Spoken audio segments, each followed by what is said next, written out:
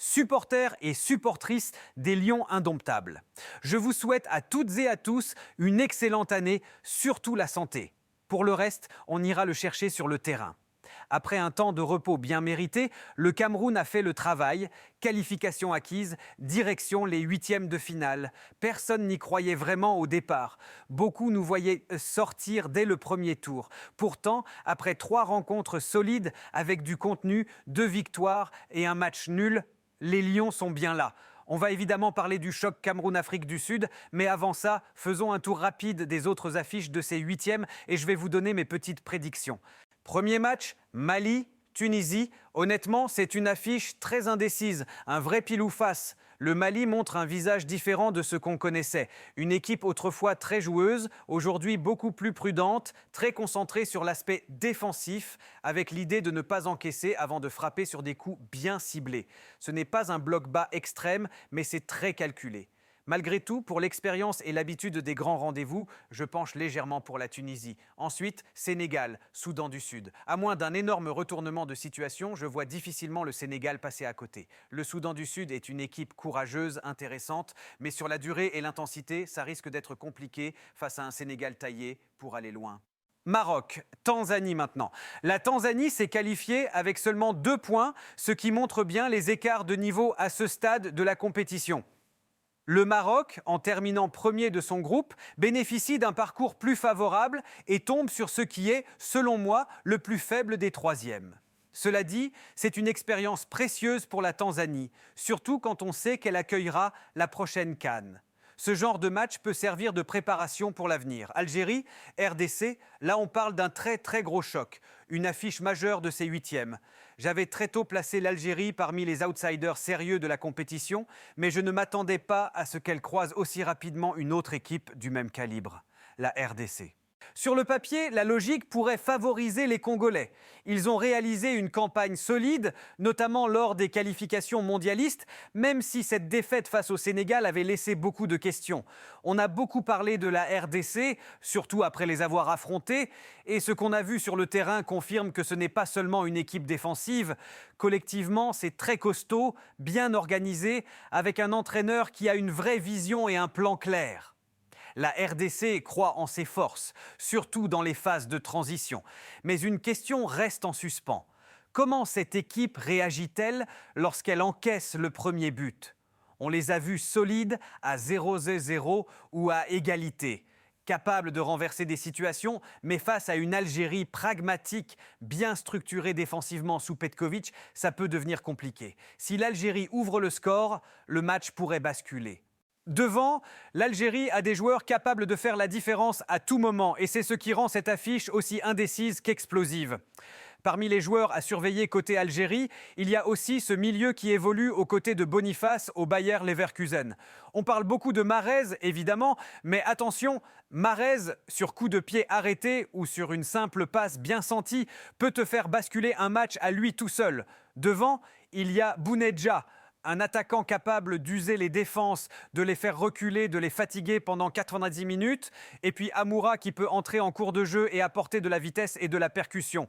Franchement, cette Algérie-là a des arguments. Personnellement, je vois toujours la RDC passer, mais honnêtement, si l'Algérie se qualifie, je ne serais absolument pas surpris. Côte d'Ivoire, Burkina Faso maintenant. Là, je vais être clair. J'ai du mal à imaginer le Burkina aller au bout de cette affiche. La Côte d'Ivoire me paraît très solide, très équilibrée, clairement parmi les équipes les plus fortes de cette CAN. Inutile d'y passer 5 minutes. Pour moi, les Ivoiriens vont se qualifier, même si le match restera intéressant à suivre. Nigeria, Mozambique. On a tous vu le Mozambique dans cette compétition. De mon point de vue, le Nigeria a largement les moyens de passer sans trop de difficultés. Égypte, Bénin, même logique. Sauf énorme surprise, je pense que l'Égypte va faire respecter la hiérarchie et se qualifier pour le tour suivant. Maintenant, dites-moi ce que vous en pensez en commentaire. Vous êtes d'accord avec mes prédictions?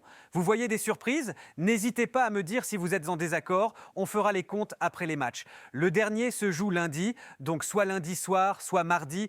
On regardera ensemble si j'ai vu juste ou pas. Et petit conseil au passage, ceux qui jouent, ne mettez pas votre maison sur un ticket, hein? Commencez l'année avec de bonnes résolutions. Passons maintenant au Cameroun, Afrique du Sud. Officiellement, c'est Afrique du Sud, Cameroun, mais peu importe l'ordre. Les bookmakers nous placent légèrement favoris. Pas de beaucoup, mais un petit avantage quand même. Est-ce que c'est lié à ce qu'on a montré depuis le début de la compétition ? Peut-être. Quand on regarde simplement les parcours, on peut comprendre pourquoi le Cameroun est légèrement devant dans les pronostics. L'Afrique du Sud, de son côté, termine avec 2 victoires et 1 défaite. Cette défaite, c'était face à l'Égypte. J'ai regardé ce match et honnêtement, j'ai été un peu déçu par l'Afrique du Sud. L'Égypte ouvre le score puis se retrouve à 10 après un carton rouge. À ce moment-là, je m'attendais à voir l'Afrique du Sud pousser, mettre une vraie pression collective, profiter de la supériorité numérique. Mais ce n'est pas vraiment ce que j'ai vu. Au contraire, l'Égypte a très bien résisté, avec un gardien qui a sorti un match énorme alors qu'il avait été critiqué lors de la première rencontre. Vu de l'extérieur, on peut donc se dire que cette Afrique du Sud est peut-être un cran en dessous de ce qu'elle avait montré auparavant. Mais attention, cette équipe a été demi-finaliste de la dernière CAN et elle est déjà qualifiée pour la prochaine Coupe du Monde. Perdre contre l'Égypte, est-ce vraiment une mauvaise performance ? Franchement, non. L'Égypte reste une équipe à ne jamais sous-estimer. Elle peut très bien aller en demi-finale, voire au bout. On sent une vraie volonté de rédemption, notamment autour de Salah. Il y a Marmouche, un bon gardien, une base défensive solide. L'Égypte reste l'Égypte. J'ai aussi regardé le match de l'Afrique du Sud face à l'Angola. Là encore, j'ai été un peu surpris. Pour moi, l'Angola n'est pas une équipe très forte, même si on a fait 0-0 contre eux à domicile avec des circonstances particulières. Je m'attendais à une Afrique du Sud dominante, mais le match a été beaucoup plus disputé que prévu. Et puis, il y a ce dernier match contre le Zimbabwe où l'Afrique du Sud encaisse quand même 2 buts et s'en sort dans les toutes dernières minutes sur pénalty. À ce moment-là, tu te poses la question, est-ce que cette Afrique du Sud est si impressionnante que ça ? Moi, je vais vous répondre clairement. Il ne faut surtout pas les prendre à la légère. Il y a de la qualité dans cette équipe et certains joueurs méritent vraiment d'être surveillés. On commence par le capitaine, le gardien de but. C'est un leader, un vrai. Je le garde pour la fin, mais il est essentiel. À gauche, il y a Mudo, ou Mudao selon la prononciation, un latéral que j'aime beaucoup. Apolis aussi, sur le côté gauche, apporte énormément. Moremi, qui n'avait pas débuté la compétition, a été titularisé lors du dernier match et il a marqué. Et bien sûr, tout le monde connaît Mokoena, sans oublier Foster.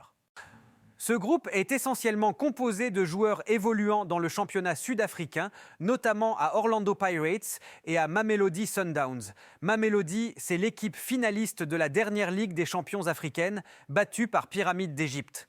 Orlando Pirates, c'est un grand nom du football africain. Mais attention, il y a aussi des profils évoluant en Europe. Foster, par exemple, joue en Angleterre, du côté de Burnley. Et puis, il y a ce défenseur que j'apprécie beaucoup, Bokat. Un joueur solide, discipliné, très difficile à passer. Bref, ce Cameroun-Afrique du Sud s'annonce bien plus serré que ce que certains imaginent. Bokadi, lui, évolue bien à Orlando Pirates. C'est important de le souligner parce que cette équipe sud-africaine est composée de joueurs qui se connaissent parfaitement. Ils ont l'habitude de jouer ensemble, soit en club, soit à travers le championnat local. Et surtout, c'est la continuité du groupe qu'on a vu il y a 2 ans. Ce match va aussi être un vrai défi tactique. Sans manquer de respect aux sélectionneurs que le Cameroun a affrontés jusqu'ici, je pense qu'en termes d'expérience, de lecture du jeu et de culture tactique, David Pagou n'a pas encore rencontré un technicien du niveau de Hugo Broos dans cette CAN. On va me parler d'Emers Faé, mais soyons honnêtes. Même si c'est déjà sa 2e CAN, ça ne peut pas se comparer aux nombreuses années d'expérience de Hugo Broos. Hugo Broos, on le connaît, il a remporté une CAN en 2017 avec un Cameroun qui n'était clairement pas la génération la plus talentueuse. Rien que sur le banc, avant même de parler des joueurs, il y a déjà un duel. David Pagou face à Hugo Broos. Et Pagou, jusqu'ici, n'a jamais affronté un adversaire tactique de ce calibre. Après 3 matchs disputés, Wekizé, les équipes ont désormais du recul sur le Cameroun. Elles ont eu le temps d'analyser notre jeu, d'identifier nos forces, mais aussi nos faiblesses, parce qu'on en a. Souvenez-vous des propos du sélectionneur gabonais qui expliquait qu'il ne savait pas vraiment sur quoi s'appuyer, simplement parce que l'équipe de David Pagou était encore inconnue. Il partait presque à l'aveugle, même si je ne suis pas totalement d'accord avec cette vision, mais c'est vrai qu'il n'y avait pas beaucoup de matière vidéo sur ce Cameroun-là. Emers Faé, lui, avait déjà adapté son 11 pour nous affronter. Après avoir observé le premier match face au Gabon, il a fait des choix clairs. Au lieu d'aligner Seri, il a opté pour Fofana, avec un milieu à 3 joueurs très physiques. C'était son pari. Ensuite, face au Mozambique, on a vu une autre approche. Une équipe qui cherchait surtout à jouer en transition, à exploiter les ballons dans notre dos. On constate donc que, petit à petit, les adversaires commencent à s'adapter à notre système de jeu. Et là, on parle de Hugo Broos, un entraîneur réputé pour sa capacité d'adaptation qui dirige l'Afrique du Sud depuis au moins 2 voire 3 ans. Il connaît parfaitement son groupe, chaque joueur, chaque profil. S'il identifie une faille dans le système de David Pagou, il saura exactement qui utiliser et comment l'utiliser pour en profiter. L'une de nos forces est aussi, paradoxalement, l'une de nos faiblesses. On se crée énormément d'occasions et c'est très positif. Mais au vu du nombre de situations que l'on se procure, on ne marque pas assez. Et en face, il y a un très très bon gardien. Le portier de Mamelodi Sundowns, capitaine de cette équipe, a déjà montré par le passé qu'il pouvait faire basculer un match à lui tout seul. On se souvient notamment de la dernière CAN où il avait arrêté plusieurs tirs au but. Sur cette édition, il paraît peut-être légèrement en dessous de ce qu'il a déjà montré, mais honnêtement, il reste dans ses standards. C'est un gardien de très haut niveau pour le football africain. On est désormais dans une nouvelle phase de la compétition. L'Afrique du Sud n'est ni une équipe novice, ni une équipe inexpérimentée. Elle sait comment aborder ce genre de rendez-vous. Il ne faut pas oublier qu'il y a 2 ans, elle avait éliminé le Maroc de Walid Regragui. Et pas par chance, c'était mérité. Ce Maroc-là sortait d'une demi-finale de Coupe du Monde et arrivait avec une énorme hype. L'Afrique du Sud, elle, était venue sans complexe. Et je ne pense pas qu'ils en auront face au Cameroun. Je ne crois pas qu'ils vont nous respecter au sens où ils vont nous attendre très bas. Ils vont jouer leur jeu. Et de notre côté, si on ne concrétise pas nos premières occasions, ça peut devenir très compliqué. Parce que soyons clairs, les premières situations seront pour nous. Le premier quart d'heure, peut-être les 20 premières minutes, je suis presque certain qu'on aura 1 ou 2 grosses occasions. Il faudra les mettre au fond, absolument. Leur facteur X, pour moi, c'est le gardien, Williams. Contrairement au nôtre, il peut littéralement te faire gagner un match. Il sort l'arrêt décisif, il parle, il guide sa défense, il emmène toute son équipe avec lui. Si on répète le scénario du Mozambique, avec 2 occasions nettes manquées coup sur coup avant d'encaisser derrière, cette fois-ci, on ne jouera pas le Mozambique. Revenir au score sera possible, oui, parce que le Mozambique l'a fait, l'Angola l'a fait, mais dans un 8e de finale, ce sera beaucoup plus compliqué. Et on ne sait pas encore comment nos jeunes joueurs vont réagir face à une telle adversité, à une telle pression. Bien sûr, nos forces sont bien identifiées. On les a vus individuellement. Carlos Baleba réalise une CAN exceptionnelle. Bryan Mbeumo est l'un des joueurs qui s'est créé le plus d'occasions depuis le début de la compétition. On parle aussi des grosses occasions créées depuis le début du tournoi. On en est déjà à 8. Et dans tout ça, il y a un joueur qui, à mon sens, monte clairement en puissance, Christian Kofan. On l'a découvert face à la Côte d'Ivoire. Il a eu besoin de temps pour prendre ses repères, ce qui est normal à ce niveau. Ensuite, face au Mozambique, il a encore beaucoup gâché, mais il a quand même marqué. Et c'est là que Kofan envoie un message très clair. Oui, il peut bénéficier du jeu collectif, des passes de Dani Namasso, de Carlos Baleba, de Mbeumo et bientôt du retour de Toko. Mais il peut aussi se créer ses propres occasions.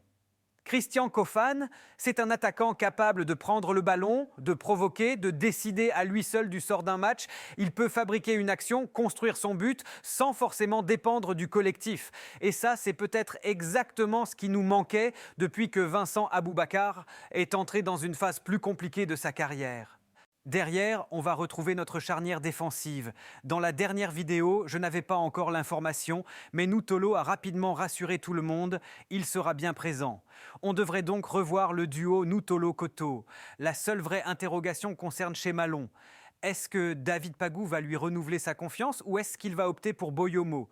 Personnellement, après avoir vu le match de Boyomo, je suis davantage convaincu par sa prestation. Mais au final, la décision appartient au sélectionneur. Le vrai combat, selon moi, se situera au milieu de terrain. C'est là que le match peut se gagner ou se perdre. En face, on sait que Mokoena sera là. Il sera accompagné très probablement de Sitol, avec Mboulé un peu plus haut. Cette bataille du milieu sera absolument capitale. Malgré tout, je donne un léger avantage à notre milieu de terrain. Reste à savoir si Avom sera reconduit ou si Kemen prendra sa place. De mon côté, je suis plutôt team Avom.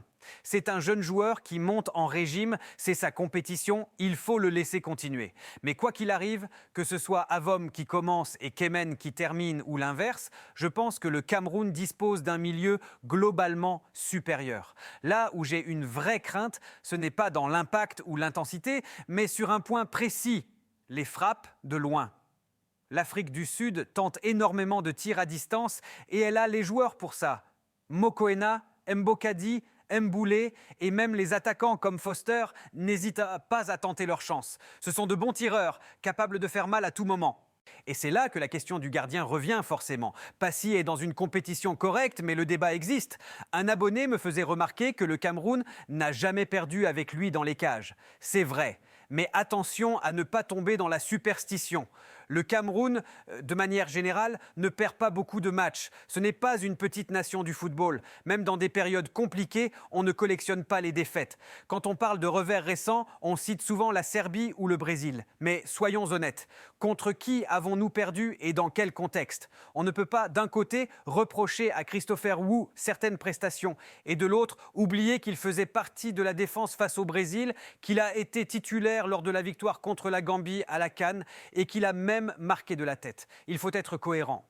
Le vrai problème que nous avons parfois au Cameroun, c'est cette tendance à fonctionner par agenda. Critiquer un joueur ne veut pas dire qu'on le déteste. Et défendre un joueur ne signifie pas qu'on est aveugle. Il faut analyser avec logique. Si Passy était un gardien de très haut niveau, ça se verrait aussi dans sa carrière en club. Il évoluerait dans des équipes que tout le monde peut suivre facilement. Ça ne veut pas dire que c'est un mauvais gardien. Loin de là, et je ne veux pas lui manquer de respect. Mais objectivement, son niveau reste en dessous de ce qu'on peut attendre quand on regarde la qualité globale de l'effectif camerounais. Quand on parle du Cameroun aujourd'hui, les premiers noms qui viennent à l'esprit, ce sont Mbeumo, Carlos Baleba, parfois même Toko malgré les critiques. Ce sont des joueurs avec Passy, il faut être honnête, ce n'est même pas le premier gardien dans la hiérarchie. Très souvent, il n'a même pas été le deuxième. Il s'est retrouvé là parce qu'il y avait des absents, parce que Onana n'était pas disponible. C'est dans ce contexte qu'on a commencé à le voir en sélection et sincèrement, j'ai rarement vu des supporters camerounais réclamer Passy. J'ai vu des Camerounais demander Simon, notamment après ce qu'il a montré avec les jeunes, puis plus récemment à Montpellier. J'ai aussi entendu parler d'Onana, évidemment. Certains évoquaient même Onana bis parce qu'il a des références, notamment la CAN 2017, mais jamais, vraiment jamais, je n'ai entendu quelqu'un dire « il faut sortir Onana et mettre Passy, c'est lui qui va nous sauver ». Soyons sérieux 2 minutes. Maintenant, il faut être juste. Passy réalise une CAN honorable. Vraiment honorable. Il fait même 1 ou 2 très bons arrêts, notamment lors du premier match contre le Gabon où il a été solide. Sur le but de Diallo, est-ce qu'il pouvait faire mieux? Je ne sais pas. Sur la frappe du gauche de Katamo contre le Mozambique, est-ce qu'il pouvait être mieux placé? Peut-être. Est-ce qu'Onana l'aurait sorti? Impossible à dire. Je ne veux pas refaire le film. Ce que je dis simplement, c'est que quand tu compares le gardien de l'Afrique du Sud et le nôtre, il n'y a pas photo. Williams, lui, est capable de sortir des arrêts décisifs, des arrêts qui sauvent ton équipe, qui font gagner du temps, qui rassurent la défense. Passy, il peut le faire ponctuellement, mais ce n'est pas quelque chose dont on est habitué venant de lui. Cela dit, ce qui me rassure, c'est que j'ai l'impression qu'il est vraiment dans sa compétition. Il est concentré, impliqué. Il y a eu 2 ou 3 petites alertes, c'est vrai, qui ont réveillé en nous de vieilles angoisses, de vieux traumatismes. Mais malgré ça, moi j'ai confiance en ce groupe, en tous ces joueurs. Même chez Malon, que je critique parfois, s'il est aligné, je serai à 100% derrière lui. Parce que l'état d'esprit de cette équipe est bon. Très bon même. Mais attention, il faudra absolument concrétiser nos occasions. Là-dessus, on ne peut pas se tromper. C'est fondamental. Ce match est extrêmement important. Il ne faut surtout pas minimiser cette équipe d'Afrique du Sud. Collectivement, elle est forte. Elle a de l'expérience, un coach très expérimenté et un banc de touche capable d'apporter. Quand tu regardes les remplaçants, ce sont encore des joueurs d'Orlando Pirates et de Mamelodi Sundowns. Ils se connaissent parfaitement. Ils ont non seulement l'expérience de la CAN, mais aussi celle de la Ligue des champions africaine. Ce sont des joueurs habitués aux grands matchs. Ils savent comment gérer un 8e de finale. Là où nous, On arrive avec de la fraîcheur, de l'insouciance, et ça aussi, c'est une force. Mais attention à ne pas se saborder. Il va falloir que Christian Kofan fasse les bons choix. Quand il faut frapper, il frappe. Quand il faut finir, il finit. Il faudra que Namasso marque. Il faudra que Mbeumo marque aussi. Se créer des occasions, c'est bien, mais à un moment, il faut regarder les statistiques. Combien de buts? Combien de passes décisives? Vous voyez où je veux en venir. On est clairement sur une très bonne dynamique, un vrai momentum. Mais maintenant, il faut le concrétiser face à l'Afrique du Sud. Le match contre le Gabon, c'était pour voir où en était cette équipe. Celui contre la Côte d'Ivoire, je l'avais dit, c'était le vrai test pour savoir si on avait le niveau de la CAN. On a répondu présent. Ensuite, il y a eu le Mozambique avec une rotation de l'effectif et les joueurs ont répondu. Maintenant, ce match-là, c'est celui de la confirmation. Celui qui donne du sens à tout ce que tu as montré jusqu'ici. Parce que tu affrontes un adversaire de taille. Parce que tu es à un match de ton objectif. David Pagou l'a dit, l'objectif, c'est au minimum les quarts de finale. Et derrière, on sait très bien qu'il y a un potentiel choc contre le Maroc. Donc ce match peut clairement signifier une CAN réussie. Si tu passes, et en plus avec la manière, tu auras montré de belles choses sur 4 matchs. Et une fois en quart, tout devient possible. Ce serait vraiment dommage de s'arrêter ici comme il y a 2 ans, parce que cette équipe est bien meilleure que celle d'il y a 2 ans. Et rester bloqué sur un 8e de finale, ça laisserait forcément un goût d'inachevé, alors qu'on sait qu'on peut faire beaucoup mieux. Dites-moi ce que vous en pensez en commentaire. Si tu as regardé la vidéo jusqu'au bout, dis-moi en commentaire depuis quel pays tu soutiens les Lions indomptables. Je veux voir la force de la tanière partout dans le monde. N'oublie pas de liker, de t'abonner et on se retrouve très vite pour la suite.